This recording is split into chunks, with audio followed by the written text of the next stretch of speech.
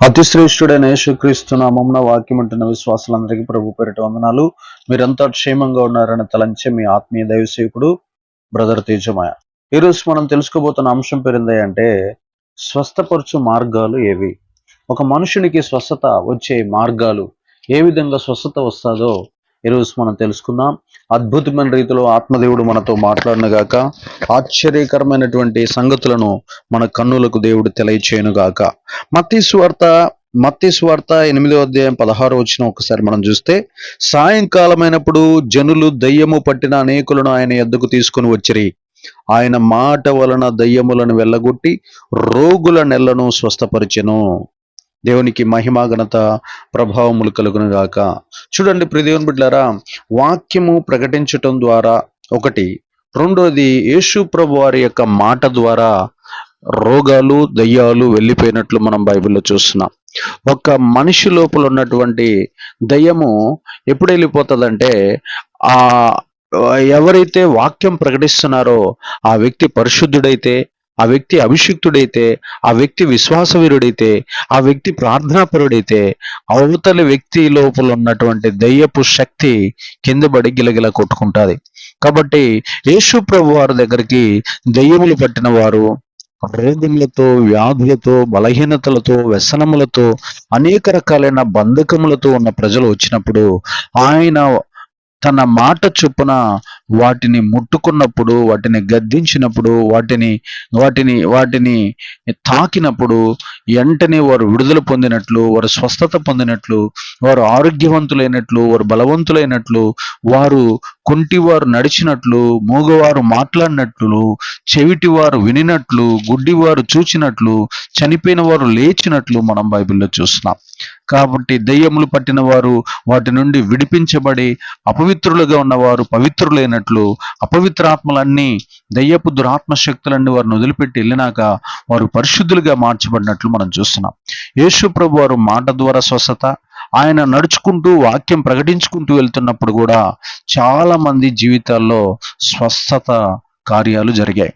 స్వస్థతకు మార్గం ఏందయ్యా అంటే వాక్యం వినుట ద్వారా స్వస్థత కలుగుతుంది.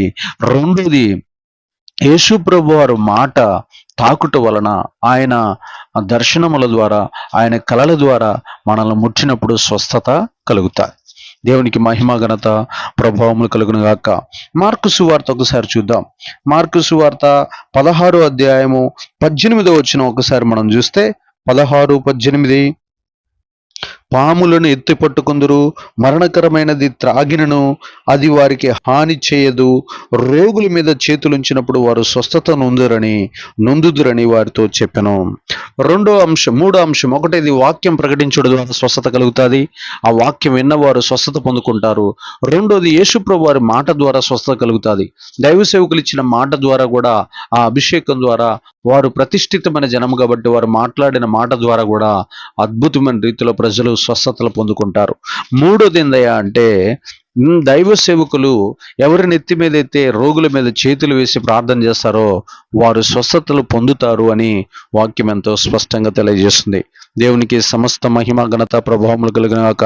రోగుల మీద చేతులుంచినప్పుడు, వారి కోసం ప్రార్థన చేసినప్పుడు, వారి కోసం విజ్ఞాపన చేసినప్పుడు, వారిని పట్టి పీడిస్తున్నటువంటి రోగాలు, వ్యాధులు, బలహీనతలు, దయ్యాలు, మంత్రాలు, చీకటి, అంధకార, దురాత్మ శక్తులు, పాతాల శక్తులు అన్నీ కాలి బూడిదైపోతాయి. వాటన్నిటి నుంచి వారు విడుదల పొందుకుంటారు. ఆ బంధకాలన్నీ తెగిపోయి వారి స్వేచ్ఛ, స్వాతంత్రము, నెమ్మది, సంతోషము, సమాధానమును పొందుకుంటారు. దేవునికి సమస్త మహిమ ఘనత ప్రభావములు కలుగునుగాక. యాకోబుకు రాసిన పత్రిక ఒకసారి మనం చూస్తే, యాకోబుకు రాసిన పత్రిక 5వ అధ్యాయం 14వ వచనం, మీలో ఎవడైనాను రోగి అయి ఉన్నాడా అతడు సంఘపు పెద్దలను పిలువనంపవలెను, వారు ప్రభునామమున అతనికి నూనె రాసి అతని కొరకు ప్రార్థన చేయవలెను. దేవునికి సమస్త మహిమ ఘనత ప్రభావం. నూనె రాయటం ద్వారా కూడా సంఘ పెద్దలు అంటే సేవకులు కాబట్టి కావచ్చు, లేకపోతే సంఘంలో ఉండే సంఘ పెద్దలు కావచ్చు, ఎవరైతే ఆ రోగి దగ్గరకు వచ్చి నూనె రాసి ప్రార్థన చేస్తారో ఆ నూనె ద్వారా, పరిశుద్ధాత్మ శక్తి ద్వారా గొప్ప విడుదల పొందుకొని వారు స్వస్థత పొందుతారని, శరీరంలో, ప్రాణంలో, ఆత్మలో, కాళ్ళల్లో, కీళ్ళల్లో, ఎముకల్లో, మూలుగుల్లో, ప్రాణములో, ఆత్మలో, జీవములో, నరాలలో, కణకణాలలో దాగబడి ఉన్నటువంటి వ్యాధి, దానికి ఉన్న బలము, దానికి ఉన్న శక్తి, దానికి ఉన్న అధికారము, దానికి ఉన్న వేరు పూర్తిగా తెగివేయబడి తెంచబడి గొప్ప విడుదల పొందుతారని వాక్యం తెలియజేస్తున్నాయి. కాబట్టి నూనె రాయుట, చేతులు వేయట ద్వారా స్వస్థత కలుగుతుంది. రెండోది నూనె రాసుకోవటం ద్వారా, విశ్వాసం ద్వారా నూనె రాయటం ద్వారా, ఆ విశ్వాస సహితమైన నూనె పరిశుద్ధాత్మ దేవుడు ప్రవేశించి యేసుక్రీస్తునందు విశ్వాసం ద్వారా అది రాసుకున్నారు కాబట్టి, క్రియ చేశారు కాబట్టి, ఆ యొక్క శరీరంలో, ఆ దేహంలో దాగబడి ఉన్న ప్రతి రోగాన్ని విరిచివేయగలిగిన సామర్థ్యము, శక్తి దేవుని యొక్క విశ్వాస తైలానికి ఉంది. దేవునికి సమస్త మహిమ, ఘనత, ప్రభావములు కలుగును గాక. 5:15 కూడా ఒక మాట రాస్తాడు, విశ్వాస సహితమైన ప్రార్థన ఆ రోగిని స్వస్థపరచును, ఆ ప్రభు అతన్ని లేపును, అతడు పాపములు చేసిన వాడైతే పాపక్షమాపణ నందును. దేవునికి సమస్త మహిమ, ఘనత, ప్రభావం. ప్రార్థన ద్వారా, విశ్వాస సహితమైన ప్రార్థన రోగిని స్వస్థపరచునని వాక్యం తెలియజేస్తుంది. యాకోబుకు రాసిన పత్రిక 5:15 తెలియజేస్తుంది. కాబట్టి విశ్వాస సహితమైన ప్రార్థన ఎప్పుడైతే మనం చేస్తామో, చాలా మంది మెడికల్ షాప్ మీద ఉన్నటువంటి ప్రేమ దేవుని పైన విశ్వాసం మీద ఉంచరు, వాటి వైపు చూస్తారు. కానీ దేవుని మీద విశ్వాసంతో ప్రార్థన చేస్తే ఖచ్చితంగా ఆ వ్యక్తి రోగము నుండి విడుదల పొందుతుందని వాక్యము గుద్ది చెప్తుంది. కాబట్టి ప్రియదేవుని బిడ్డలారా, విశ్వాసముతో ప్రార్థన చేయాలి, విశ్వాసంతో రోగాన్ని గద్దించాలి, విశ్వాసముతో దేవుడు నన్ను స్వస్థపరుస్తాడని పలుకుతూ పలుకుతూ పలుకుతూ మాట్లాడాలి. అప్పుడు ఖచ్చితంగా స్వస్థత పొందుకుంటాము. దేవునికి సమస్త మహిమ, ఘనత, ప్రభావములు గల. తర్వాత ఇంకొక మాట రాశాడు 5:16లో, మీ పాపములను ఒకరినొకడు ఒప్పుకొనుడి, మీరు స్వస్థత పొందినట్లు ఒకరికొరకు ఒకరు ప్రార్థన చేయుడి. దేవునికి మీ పాపములు మనం చేసిన పాపములు, అబద్ధాలు, మోసాలు, దొంగ క్రియలు, కాముకత్వపు క్రియలు, వ్యభిచార క్రియలు, లోక సంబంధమైన క్రియలు, ఇవన్నీ ఎప్పుడైతే దురాశలతో కూడుకున్న క్రియలు, మోహపు చూపు, దురాశలు, ఆ తర్వాత అసూయ, పగ, ద్వేషము, ఇలా ఇతరుల మీద చిమ్మిన ప్రతి విధమైన కపటపు ప్రేమ, అవన్నీ పాపాలే. ఆ పాపాలన్నీ నువ్వు ఒప్పుకొని యేసయ్య పాదాలు పట్టుకొని పాపక్షమాపణ అడిగి, ప్రభువా నేను ఇవన్నీ చేశానని ఒప్పుకొని విడిచిపెడితే, పాపక్షమాపణ పొందితే నువ్వు శీఘ్రంగా స్వస్థత నొందుతావు. వారు చేసిన పాపాలు, మేము ఏ పాపం చేయలేదని ప్రతి ఒక్కరూ హాస్పిటల్లో ఉన్నవారు, రోగంలో ఉన్నవారు అనుకుంటారు. కానీ వారికి తెలియకుండా ఎన్నో తలంపుల ద్వారా, ఊహల ద్వారా, ఆలోచనల ద్వారా, హృదయ క్రియల ద్వారా, చేతుల ద్వారా అనేక మందికి నష్టము, కీడు, అపాయము, ఎన్నో రకాలైనటువంటి అనర్థాలు, నష్టాలు చేసి ఉంటారు. కాబట్టి వాటిని ఎవరైతే ఒప్పుకొని విడిచిపెడతారో, పాపక్షమాపణ పొందుతారో, వారు ఖచ్చితంగా శీఘ్రంగా స్వస్థత పొందుతారని వాక్యం తెలియజేస్తుంది. దేవునికి సమస్త మహిమ, ఘనత, ప్రభావములు కలుగును గాక. ఒకసారి మనము హెబ్రీయులకు రాసిన పత్రిక 11వ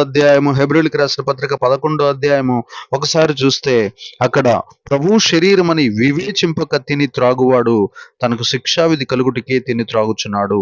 ఇందువల్ల మీలో అనేకులు బలహీనులను రోగులనై ఉన్నారు, చాలా మంది నిద్రించుచున్నారు. కాబట్టి 27వ వచనం, కాబట్టి ఎవడు అయోగ్యముగా ప్రభు యొక్క రొట్టెను తినునో, లేక ఆయన పాత్రలోని త్రాగునో, వాడు ప్రభు యొక్క శరీరమును గూర్చి రక్తమును గూర్చి అపరాధి యగును. చూడండి, ప్రభు వల్ల యందు యోగ్యంగా ఆచరించకుండా అయోగ్యంగా చేయి వేస్తాడో, వాడు రోగాలు, వ్యాధులు, దయ్యాలు, చీకటి శక్తులను మీదకి తెచ్చుకుంటాడు. దానివల్ల చాలా నష్టాలు, అనర్థాలు, ప్రమాదాలు, కీడులు, మరణం కూడా మీదకి వస్తుందని వాక్యం ఎంతో స్పష్టంగా మనకు తెలియజేస్తుంది. కాబట్టి ప్రియదేవుని బిడ్డలారా, ఒకటి వాక్యము ద్వారా మనిషికి స్వస్థత వస్తుంది. రెండోది మాట ద్వారా, దైవ సేవకులు మాట ప్రవచించడం ద్వారా స్వస్థత కలుగుతుంది. మూడోది రోగులపై చేతులుంచడం ద్వారా స్వస్థత కలుగుతుంది. నాలుగోది నూనె రాయటం ద్వారా స్వస్థత కలుగుతుంది. ఐదోది ప్రార్థన ద్వారా స్వస్థత కలుగుతుంది. ఆరోది పాపములు ఒప్పుకొని పాపక్షమాపణ పొందుట ద్వారా స్వస్థత కలుగుతుంది. ఏడోది ప్రభు యొక్క బల్లలో అయోగ్యంగా చేయి వేయక యోగ్యంగా చేయి వేస్తే స్వస్థత కలుగుతుంది. అయోగ్యంగా గనక చేయి వేస్తే అపరాధులమవుతాం, రోగాలు వస్తాయి. యోగ్యంగా చేయి వేస్తే ఉన్న రోగాలు కూడా ఊడిపోతాయి. ప్రతి బలహీనత నుంచి ప్రజలు విడుదల పొందుతారు. ఇలా 7 రకాలుగా స్వస్థపరచు మార్గాలు బైబిల్లో దేవాతి దేవుడు మనకు తెలియజేశాడు. ఇంకా చాలా మార్గాలు ఉన్నాయి. ఇంకా వాటిలో కొన్నిటిని మాత్రం ఈరోజు మనం తెలుసుకున్నాం. ఇంకా అనేక రకాలైన మర్మాలు, దేవుని యొక్క ఆత్మకార్యాలు మనం రోజు ఇలాగ వాక్యాలు ఉండటం ద్వారా తెలుసుకొని ఆత్మలో ఎదిగి వర్ధిల్లదము గాక. ఆమేన్.